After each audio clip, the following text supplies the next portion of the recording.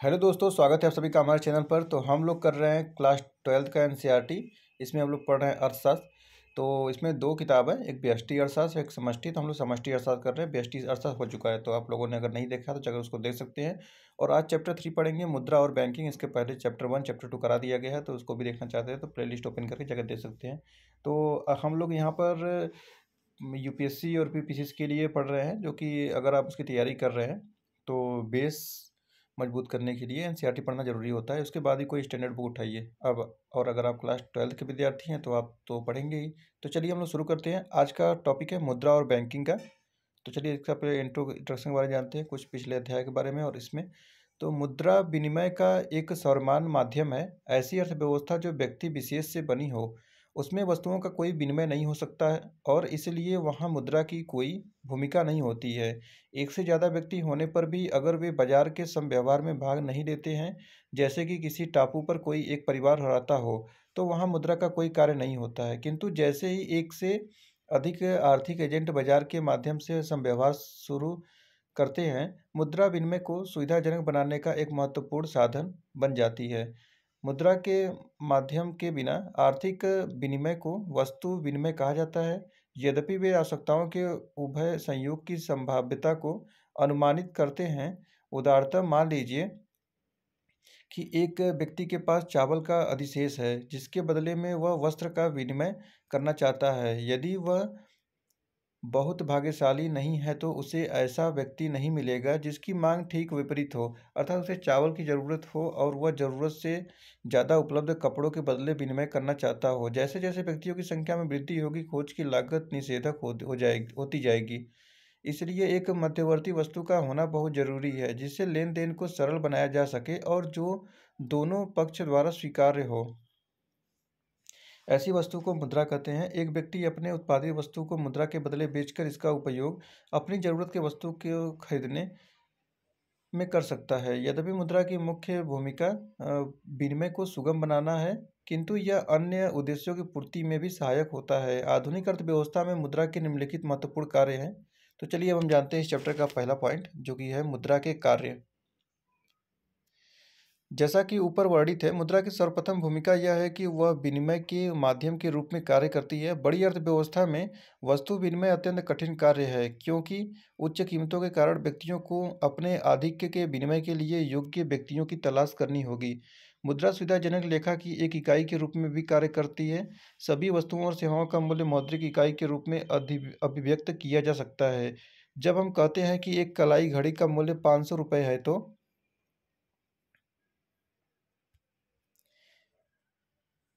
इसका मतलब है कि कलाई घड़ी का विनिमय मुद्रा की 500 इकाइयों से की जा सकती है, जहां मुद्रा की एक इकाई रुपया है।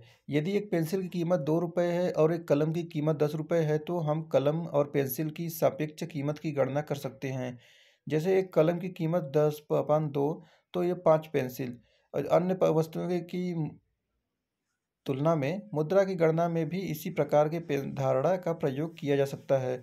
उपर्युक्त उदाहरण में 1 रुपये का मूल्य 1/2 यानी कि यानी 50 पेंसिल, 50 पैसे का पेंसिल, या 1/10 यानी 10 पैसे कलम है। अतः यदि सभी वस्तुओं की कीमतें मुद्रा के रूप में बढ़ती हैं, दूसरे शब्दों में जिसे कीमत स्तर में सामान्य वृद्धि कहते हैं, तो मुद्रा का मूल्य किसी वस्तु के सापेक्ष घट जाता है, क्योंकि अब मुद्रा की एक इकाई कम वस्तुओं को खरीदेगी। इसे मुद्रा की क्रय शक्ति में ह्रास कहा जाता है। वस्तु विनिमय प्रणाली की अन्य खामियां भी है। वस्तु विनिमय प्रणाली में किसी व्यक्ति की संपत्ति को आगे के लिए बनाए रखना कठिन है। मान लीजिए कि आपके पास चावल का एंडाउमेंट है, जिसका आप आज ही पूर्ण रूपेण उपयोग नहीं करना चाहते हैं। आज चावल के इस अधिक के स्टॉक को भविष्य में दूसरी आवश्यक वस्तुओं की प्राप्ति के लिए अथवा परिसंपत्ति के रूप में संचित रखना चाहते हैं। लेकिन चावल एक शीघ्रनाशी वस्तु है, जिसे आप एक निश्चित समय से अधिक दिनों तक संचित नहीं रख सकते हैं, और इसे संचित करने के लिए बहुत जगह की भी आवश्यकता होती है। इसके अलावा सबसे महत्वपूर्ण बात यह है कि जब आप अपने संचित चावल के बदले दूसरी ज़रूरत की वस्तु खरीदना चाहेंगे, तो आपको बहुत समय और साधन दोनों ऐसे ज़रूरतमंद व्यक्तियों की खोज में लगाना पड़ेगा, जिन्हें आपकी ज़रूरत की वस्तु के बदले चावल की आवश्यकता है। इस समस्या का समाधान हो सकता है यदि आप चावल को मुद्रा के लिए बेचते हैं। मुद्रा नाशवान वस्तु नहीं है और इसकी संचय लागत अत्यंत कम होती है। मुद्रा किसी भी व्यक्ति द्वारा किसी भी समय ग्रहण करने योग्य होती है, अतः मुद्रा व्यक्तियों के लिए मूल्य संचय का काम करती है। भविष्य के लिए धन का संचय मुद्रा के रूप में किया जा सकता है।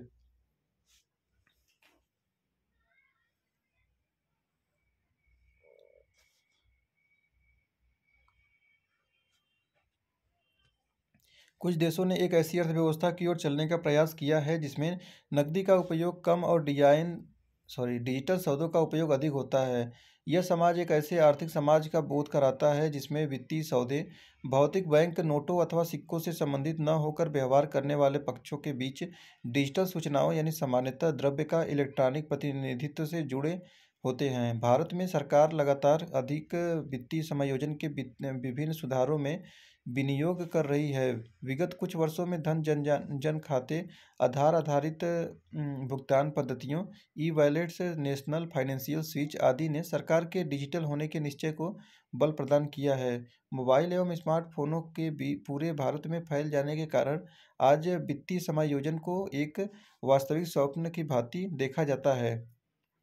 तो अब आता है दूसरा पॉइंट, जिसका नाम है मुद्रा की मांग और मुद्रा की पूर्ति, यानी डिमांड और सप्लाई। अब आ गया है, देखिए इसको ध्यान से पढ़िए। डिमांड और सप्लाई बहुत हर इसमें लिखने को मेंस में के लिए बहुत उपयोगी है। तो अब देखते हैं मुद्रा की मांग क्या होती है। मुद्रा की मांग, मुद्रा की मांग हमें यह बताती है कि लोग कुछ द्रव्य क्यों चाहते हैं, क्योंकि मुद्रा सौदों के संचालन के लिए आवश्यक है। सौदों के मूल्य यह तय करेंगे कि लोग कितना द्रव्य रखना चाहेंगे। जितने अधिक सौदे किए जाएंगे उतनी ही अधिक द्रव्य की मांग होगी, क्योंकि सौदों की मात्रा आय पर आधारित होती है। यह स्पष्ट है कि आय में वृद्धि होगी जैसे भी जब लोग अपनी बचतों को द्रव्य के रूप में रखने के बजाय बैंकों में रखते हैं जिस पर उन्हें ब्याज प्राप्त होता है। लोग कितना रुपया अपने पास रखेंगे ब्याज की दर पर भी निर्भर करेगा। विशिष्ट रूप से जब ब्याज की दरें बढ़ती हैं तो लोग अपने पास द्रव्य रखने में दिलचस्पी कम रखते हैं, क्योंकि द्रव्य को रोक कर रखने का अर्थ होता है ब्याज वाली जमाओं का कम होना और इस प्रकार कम ब्याज की प्राप्ति। इसलिए ऊंची ब्याज दरों पर मुद्रा की मांग गिर जाती है। और अब आता है मुद्रा की पूर्ति कैसे होती है। तो आधुनिक अर्थव्यवस्था में मुद्रा के अंतर्गत नकदी एवं बैंक जमाएं आती हैं। किस प्रकार की बैंक जमाओं को सम्मिलित किया जाता है, इस आधार पर मुद्रा के अनेक माप हैं। एक व्यवस्था में यह दो प्रकार की संस्थाओं द्वारा निर्मित किए जाते हैं, अर्थव्यवस्था की केंद्रीय बैंक तथा व्यावसायिक बैंकिंग व्यवस्था। केंद्रीय बैंक क्या है, तो आधुनिक अर्थव्यवस्था में केंद्रीय बैंक एक अति महत्वपूर्ण संस्था है। लगभग प्रत्येक देश का अपना केंद्रीय बैंक है। भारत को अपना केंद्रीय बैंक सन 1935 में मिला। इसका नाम रिजर्व बैंक ऑफ इंडिया है। केंद्रीय बैंक के अनेक महत्वपूर्ण कार्य है। यह देश की मुद्रा का निर्गमन करता है। यह अनेक उपायों द्वारा जैसे बैंक दर, खुले बाजार की क्रियाएं, कोष अनुपातों में परिवर्तन, देश में मुद्रा पूर्ति को नियंत्रित करता है। यह सरकार के बैंकर के रूप में कार्य करता है। यह अर्थव्यवस्था के विदेशी कोषों का संरक्षक है। यह बैंकिंग व्यवस्था के लिए बैंक की भांति कार्य करता है, जिसकी आगे विस्तृत रूप से चर्चा की गई है। मुद्रा की पूर्ति के दृष्टिकोण से हमें इसके करेंसी निर्गमन कार्य पर ध्यान देना है। केंद्रीय बैंक के द्वारा निर्गमित करेंसी जनता के पास हो सकती है अथवा व्यावसायिक बैंकों के पास। इसे उच्च शक्ति द्रव्य कहा जाता है अथवा रिजर्व द्रव्य अथवा मौद्रिक आधार, क्योंकि यह साख निर्माण के आधार के रूप में कार्य करता है। व्यावसायिक बैंक दूसरे प्रकार की संस्थाएं हैं जो द्रव्य निर्माण अर्थव्यवस्था का एक भाग है। निम्न खंड में हम व्यापारिक बैंकिंग व्यवस्था का विस्तृत अध्ययन करेंगे। ये जनता से जमा स्वीकार करते हैं और इस रकम का कुछ भाग उन लोगों को देते हैं जो उधार लेना चाहते हैं। दिए जाने वाले ब्याज दर उधार लेने वालों से वसूली कर जाने वाली ब्याज दर से कम होती है। इन दो प्रकार की ब्याज दरों का अंतर, जिसे स्प्रेड कहते हैं, बैंक का लाभ होता है। जमाओ तथा ऋण उधार की प्रक्रिया को आगे समझाया गया है। इस प्रक्रिया को समझने के लिए हम एक कहानी की चर्चा करते हैं। तो सुनिए कहानी। एक बार एक गांव में लालन नाम का एक सुनार रहता था। इस गांव में वस्तुओं और सेवाओं को क्रय करने के लिए लोग स्वर्ण एवं अन्य कीमती धातुओं का उपयोग करते थे। दूसरे में यह धातुएं मुद्रा का कार्य कर रही थी। गांव के लोगों ने सुरक्षा के लिए स्वर्ण को लाल के पास रखना शुरू कर दिया। उसका सोना रखने के बदले में लाला गांव वालों को एक कागजी रसीद दे दिया करता था और उनसे कुछ शुल्क ले लिया करता था। धीरे धीरे समय के साथ लाला द्वारा निर्गमित रसीदें द्रव्य की भांति चलने में आ गई। इसका यह अर्थ हुआ कि गेहूं खरीदने के लिए सोना देने के बजाय कुछ लोग गेहूं अथवा जूते अथवा कोई और सामान के लिए लाला द्वारा निर्गमित कागजी रसीद देने लगे। इस प्रकार कागजी रसीदें द्रव्य का काम करने लगी, क्योंकि गांव में हर एक व्यक्ति इनको विनिमय के माध्यम के रूप में स्वीकार करने लगा।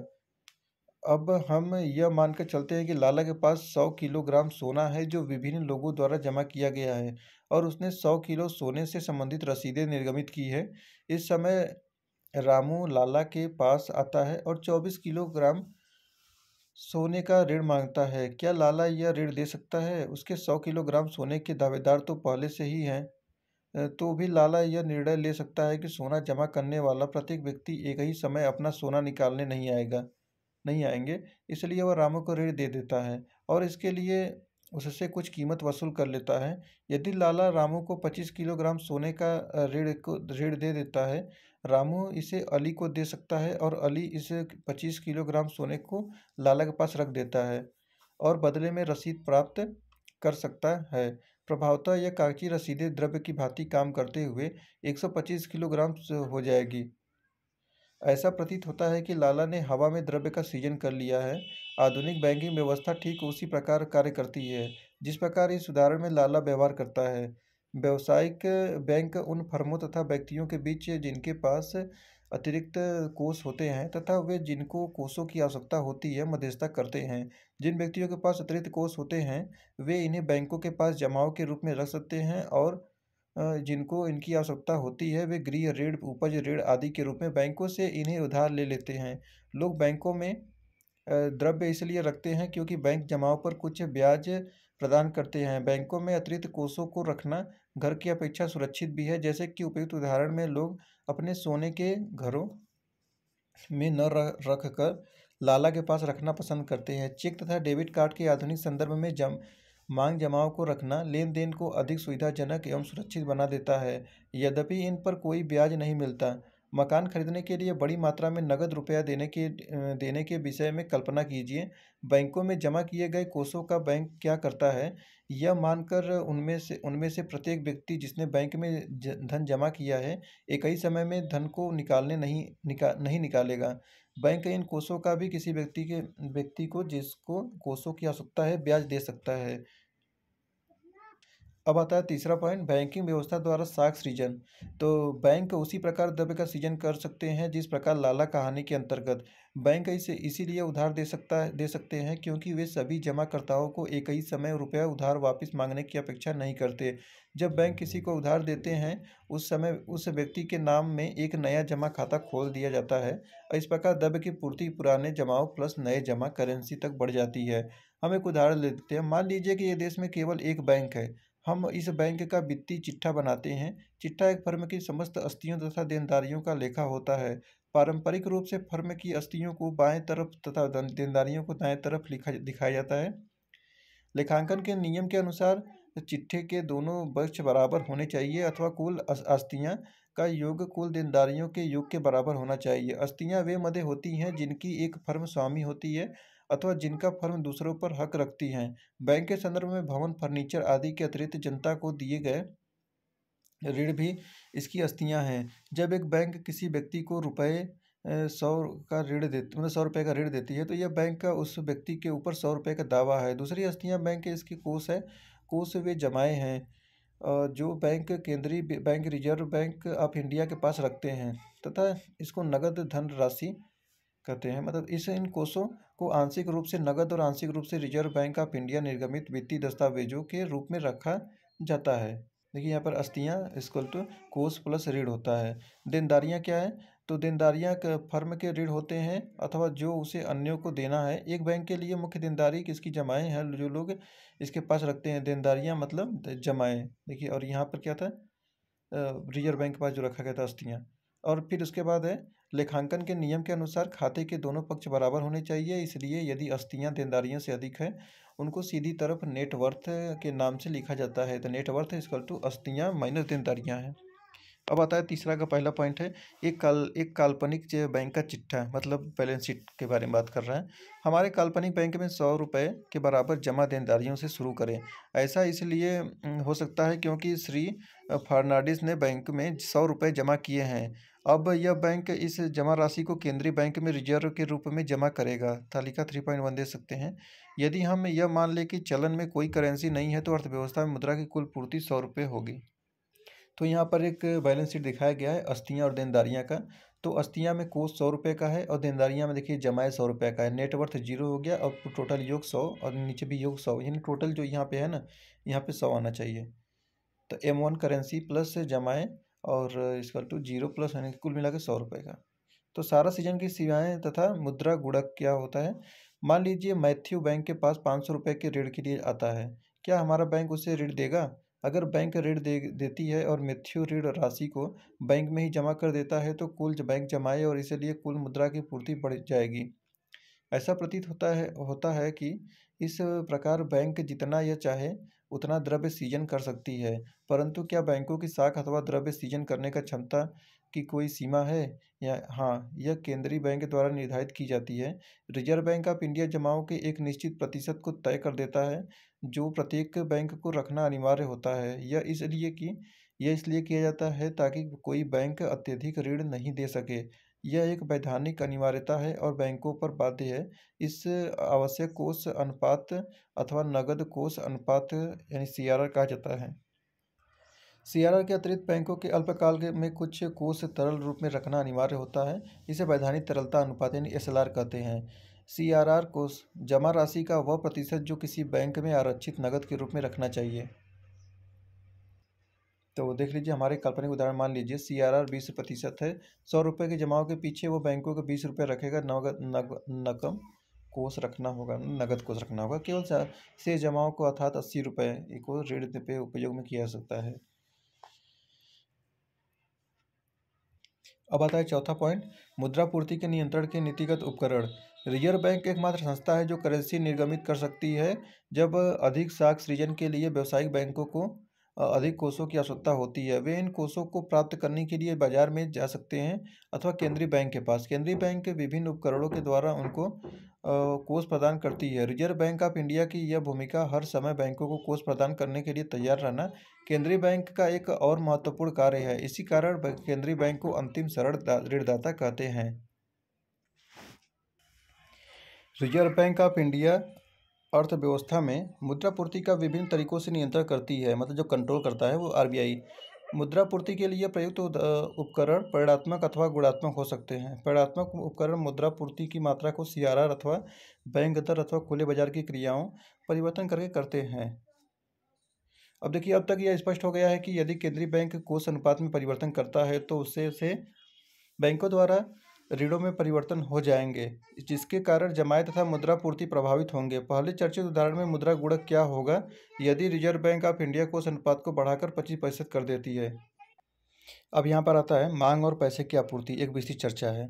तो मुद्रा सभी प्रकार की संपत्तियों में सबसे तरल संपत्ति इस अर्थ में है कि यह सार्वभौमिक रूप से स्वीकार्य है और इसका किसी दूसरी वस्तु के रूप में आसानी से विनिमय किया जा सकता है। दूसरी ओर इसकी अवसर लागत भी होती है। यदि मुद्रा की एक निश्चित नकद राशि धारण करने के बदले आप इसे किसी बैंक के निक्षेप में जमा करते हैं तो आपको इस जमा मुद्रा पर ब्याज प्राप्त होता है। एक निश्चित समय पर कितनी मुद्रा का धारण किया जाए इसका निर्धारण करते समय तरलता से लाभ और ब्याज के त्याग की हानि के संबंध में विचार करना होगा। अतः मुद्रा शेष की मांग प्रायः तरलता अधिमान कराता है। लोगों में मुद्रा कोष रखने की इच्छा के मुख्यतः 2 उद्देश्य हैं। समव्यवहार प्रयोजन, मुद्रा धारण करने का मुख्य प्रयोजन समव्यवहारों को जारी रखना है। अगर आप अपनी आय साप्ताहिक आधार पर प्राप्त करते हैं और सप्ताह के पहले दिन बिल का भुगतान करते हैं तो आपको पूरे सप्ताह नकद राशि धारण करने की आवश्यकता नहीं होती है।